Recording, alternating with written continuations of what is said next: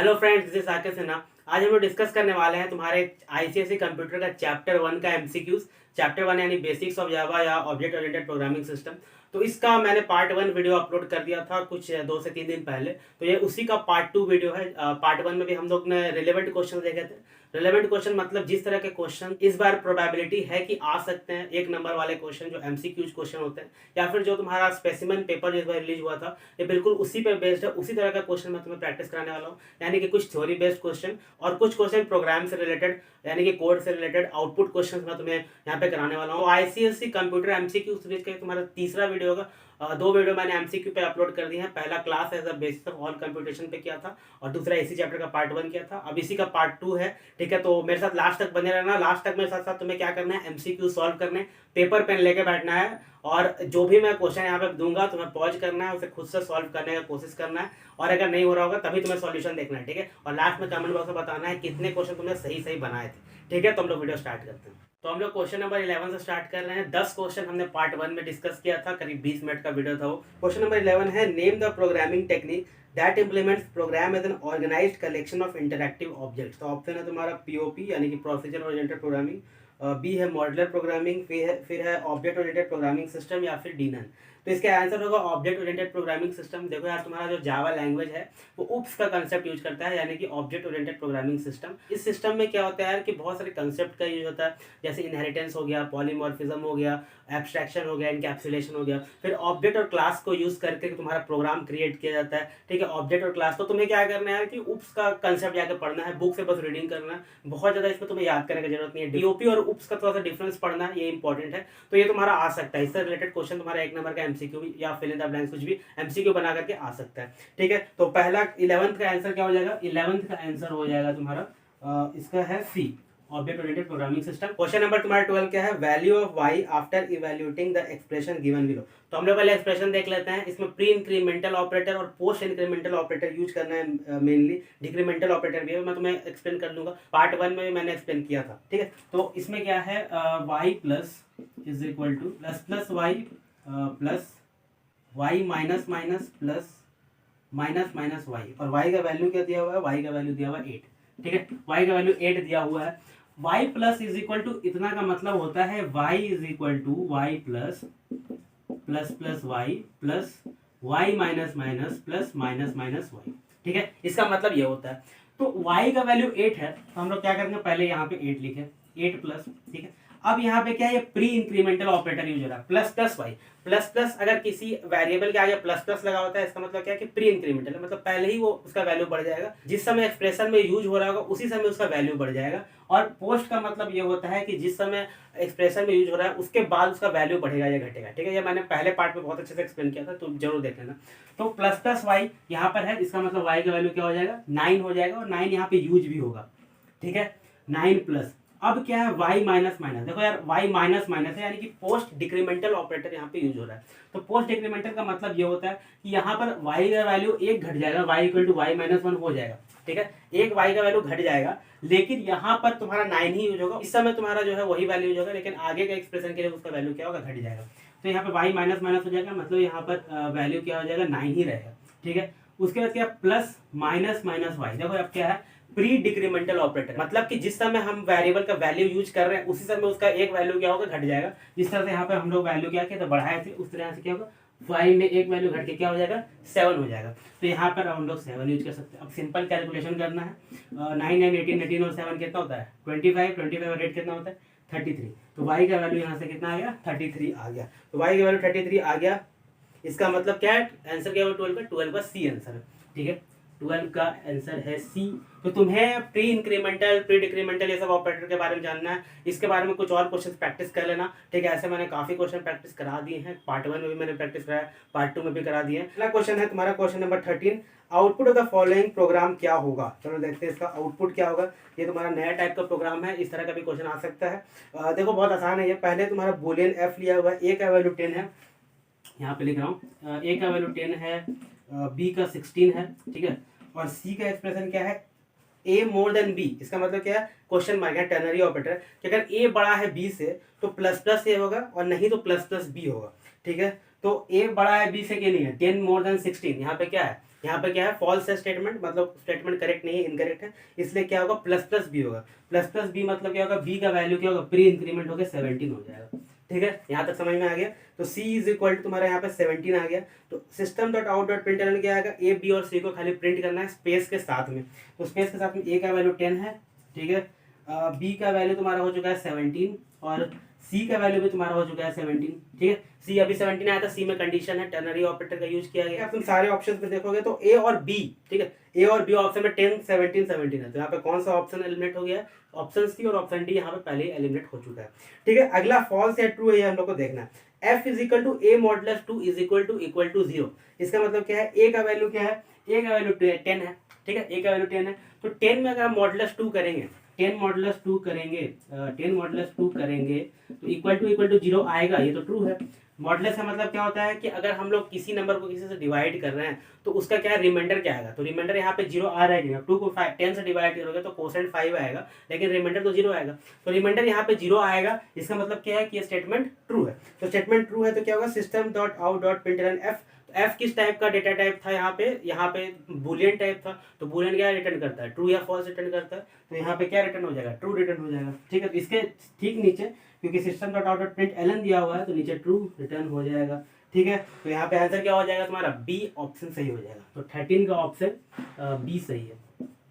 Question number 14 है assigning value to a variable during declaration. तो इसको क्या कहा जाता है, तुम्हें पता ही होगा।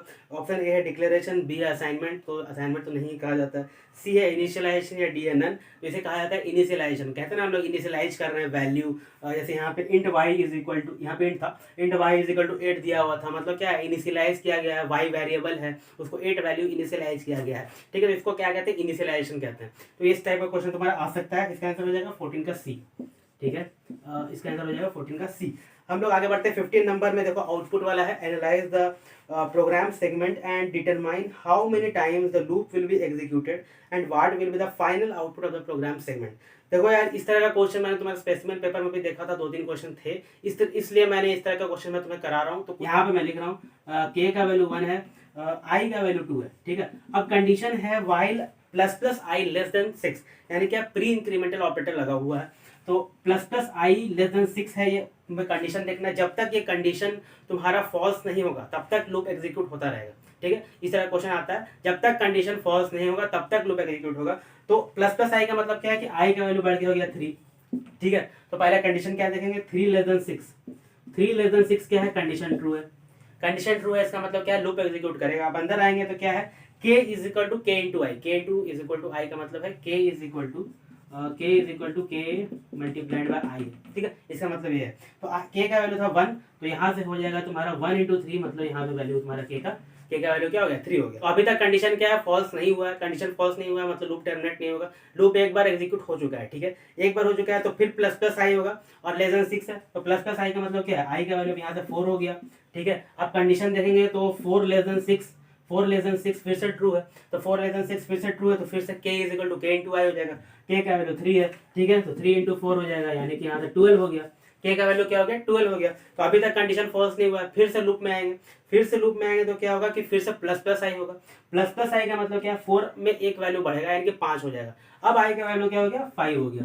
तो 5 लेस देन 6 कंडीशन फिर से ट्रू है, तो फिर से लूप एग्जीक्यूट होगा। फिर से लूप एग्जीक्यूट, ये तीसरा बार एग्जीक्यूट हो रहा है। ठीक है, 2 बार हो चुका है, तो 5 हो गया। 5 लेस देन 6 ट्रू है। उसके बाद क्या है, k का वैल्यू 12 है। अब k इंटू आई करना है। k इंटू आई का मतलब है 12 इंटू 5। ठीक है, तो 12 इंटू 5 मतलब 60 हो गया। 60 आ गया। अब फिर से प्लस प्लस आई होगा, फिर से लूप एग्जीक्यूट होगा, क्योंकि कंडीशन अभी तक क्या है, फॉल्स नहीं हुआ है। तो कंडीशन जब फॉल्स होगा तभी लूप क्या होता है, टर्मिनेट होता है। तो अब क्या होगा, आई का वैल्यू, अब आई का वैल्यू प्लस प्लस आई होकर के 6 हो जाएगा। जैसे ही 6 होगा, 6 लेस देन 6 कंडीशन यहाँ पे फॉल्स आएगा। कंडीशन यहाँ पे आ जाएगा 6 लेस देन 6 कंडीशन हो जाएगा यहाँ पे फॉल्स। जैसे ही कंडीशन फॉल्स होगा वैसे ही क्या होगा, लूप टर्मिनेट कर जाएगा और हमें आउटपुट क्या मिल जाएगा, 60। और एग्जीक्यूट कितने बार हुआ है, 3 बार एग्जीक्यूट हुआ है, यानी कि कौन सा ऑप्शन सही है, ऑप्शन बी सही है। तो तुम्हें कंफ्यूज करने के लिए और भी ऑप्शंस दिए हुए हैं, तो जब तक तुम्हें इसका कंसेप्ट पता नहीं रहेगा, बहुत ईजी है यार ये, 1-2 वीडियो मैंने देखोगे तो समझ में आ जाएगा। ठीक है, तो 15 का बी आंसर यहाँ पे सही होगा। ठीक है, 15 का बी सही है। 16 नंबर देखो, which is not a valid error in Java. कौन सा वैलिड एरर नहीं होगा, तो एरर के बारे में भी थोड़ा पढ़ लेना। हो सकता है कि 1-2 नंबर का क्वेश्चन आ जाए एरर से। सिंटेक्स एरर पहला ऑप्शन है, run time error, logical error या टेक्निकल एरर। देखो यार, टेक्निकल एरर नाम का कोई चीज़ नहीं होता है, ठीक है। जावा में सिंटेक्स एरर का मतलब ये होता है कि जो कोड है ना, कोड अगर गलत लिखा गया, जैसे मान लेते हैं कि यहाँ कहीं तुम system dot out dot println लिख रहे हो, लास्ट में सेमी कॉलन नहीं डालना भूल गए, उसे हम लोग कहते हैं सिंटेक्स एरर, ठीक है। उसके बाद run time error. Run time error वो होता है जिस समय तुम प्रोग्राम को रन करते हो और उस समय कोई एरर आता है तो उसको हम लोग बोलते हैं रन टाइम एरर। तीसरा होता है लॉजिकल एरर, मतलब कि प्रोग्राम का लॉजिक अगर तुम कुछ गलत लगा रहे हो, मान लेते हैं कि कोई दो नंबर का सम करने दे दिया गया, ठीक है, और तीसरे नंबर में डालना है तो तुम a प्लस बी की जगह तुम a माइनस बी यूज कर दिए प्रोग्राम में, ठीक है, तो इसको हम लोग कहते हैं लॉजिकल एरर, ठीक है। तो क्योंकि प्रोग्राम तो रन कर जाएगा लेकिन हमें पास जो डिजायर्ड आउटपुट चाहिए वो तो नहीं मिलेगा, इसका मतलब ये क्या है, लॉजिकल एरर है प्रोग्राम का। तो तीनों टाइप के एरर होते हैं, ये तुम्हें जाके क्या करना है, रीडिंग करना है, पढ़ना है, रटना नहीं है, बस समझ लेना है ताकि क्वेश्चन बन सके, ठीक है। टेक्निकल एरर क्या है, यहाँ पे नहीं होता है। तो आंसर 16 का हो जाएगा डी, 16 का हो जाएगा तुम्हारा डी। आगे बढ़ते हैं।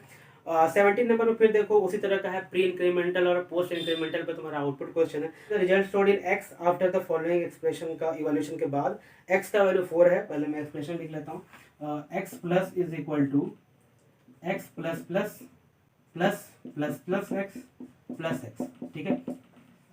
X plus is equal to ये दिया हुआ है, ठीक है। X plus is equal to इसका मतलब क्या होता है कि X is equal to X plus और ये इसका वैल्यू होता है X plus plus plus plus plus X plus X, ठीक है, ये होगा। और तो x का वैल्यू यहाँ पे पहले से 4 दिया हुआ है, तो x का वैल्यू 4 दिया हुआ है, चलो ठीक है, x का वैल्यू 4 दिया हुआ है, तो x इज इक्वल टू यहाँ पे क्या हो जाएगा, x इज इक्वल टू हो जाएगा 4 प्लस एक्स प्लस प्लस, यानी क्या, पोस्ट इंक्रीमेंटल ऑपरेटर, पहले वैल्यू यूज हो जाएगा उसके बाद इसका वैल्यू बढ़ेगा, इसका मतलब x का वैल्यू हो गया 5, ठीक है, और यहाँ पे हम लोग 4 ही यूज करेंगे।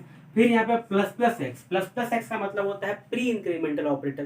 प्री इंक्रीमेंटल ऑपरेटर का मतलब क्या है, उसी समय वैल्यू बढ़ जाएगा जिस समय हम लोग एक्सप्रेशन में वो उसका वेरिएबल का वैल्यू यूज कर रहे हैं, ठीक है। तो यहाँ पे फिर से x का वैल्यू x प्लस 1 यानी कि 6 हो जाएगा, 6 हो जाएगा, तो यहाँ पे 4 प्लस 6 यूज करेंगे और प्लस केवल x दिया हुआ है यानी कि प्लस 6 यूज करेंगे, ठीक है। तो आप सिंपल कैलकुलेशन करना है, क्या हो जाएगा 10 16 20, एक्स का वैल्यू आ गया 20, एक्स का वैल्यू 20 आ गया, तो कौन सा ऑप्शन मैच कर रहा है, ऑप्शन नंबर ए यहाँ पे सही है, यानी कि 17 का आंसर हो जाएगा ए, ठीक है। 18 नंबर पे उसी तरह का प्रोग्राम है, यहाँ पे भी एक्सप्रेशन दिया हुआ है, ठीक है, k equal to K plus plus minus plus plus J और प्लस के दिया हुआ है, ठीक है, और दोनों को अलग अलग लाइन में खाली प्रिंट करा देना है। तो यहाँ पे एक्सप्रेशन में लिख लेता हूँ, यहाँ पर है k का वैल्यू 5 है, j का वैल्यू 9 है और k इज इक्वल टू, अब तो तुम्हें खुद से इसे सॉल्व करना चाहिए, हालांकि मैं बता दे रहा हूँ जिससे नहीं हो रहा है, माइनस प्लस प्लस जे, लेकिन सॉल्व करो, अगर तुम्हें आता है तो सॉल्व करो पहुंच करके। तो k प्लस प्लस मतलब क्या है, पोस्ट इंक्रीमेंटल ऑपरेटर, k का वैल्यू 1 बढ़ जाएगा यानी कि 6 हो जाएगा, लेकिन यहाँ पर 5 ही यूज करेंगे क्योंकि पोस्ट है, बाद में यूज होगा ये।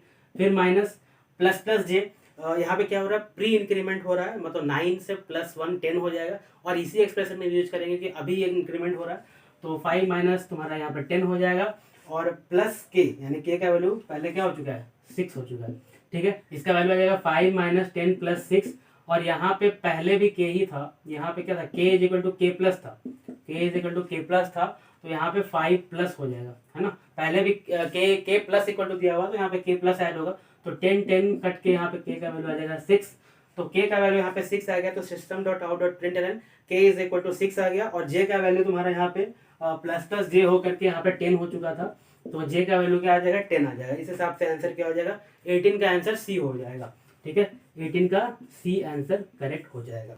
अगला क्वेश्चन क्या है, अगला क्वेश्चन देखो यार, तुम्हारा फिर से एरर पर है, तो which among the following is a logical error, कौन सा लॉजिकल एरर है, मैंने लॉजिकल एरर अभी बताया हुआ है, तो ऑप्शन डी सही है कि जब एडिशन रिक्वायर्ड है लेकिन तुम सब्ट्रैक्शन कर दे रहे हो, तो मिसिंग सेमीकलन भी नहीं है, मिसिंग सेमीकलन तुम्हारा यहाँ पे क्या है, सिंटेक्स एरर है, ठीक है, mismatch basis, misspelled keyword identifier, सब क्या हो, तुम्हारा लॉजिकल एरर नहीं है, ठीक है, तो डी ऑप्शन सही है, तो 19 का डी ऑप्शन सही है। तो तुम्हें क्या करना है यार, एरर वाला पार्ट पढ़ लेना है, एरर वाला पार्ट अच्छे से पढ़ लेना है, ऑपरेटर वाला पार्ट अच्छे से पढ़ लेना है, ठीक है, उप्स का कंसेप्ट अच्छे से पढ़ लेना है। अगला क्वेश्चन क्या है, 20 number question, a loop inside another loop is called, एक लूप के अंदर का लूप को क्या कहा जाता है, nested loop, while loop, do while loop या नन। देखो यार, while loop, do while loop, for loop ये सब अलग होता है, ठीक है, नेस्टेड लूप अलग होता है, तो इसे इसका आंसर नेस्टेड लूप होगा। नेस्टेड लूप क्या होता है मैं बता रहा हूँ, 20 का नेस्टेड लूप का मतलब होता है कि यार तुमने पैटर्न वाले प्रोग्राम देखे होंगे, कुछ सीरीज वाले प्रोग्राम में भी यूज होता है, ऐसे पैटर्न वाले प्रोग्राम देखे होंगे, तो पैटर्न वाला प्रोग्राम में क्या होता है कि लूप के अंदर लूप हम लोग यूज करते हैं, एक लूप को पहले एक लूप का कंडीशन ले लेते हैं, उसके बाद अंदर जब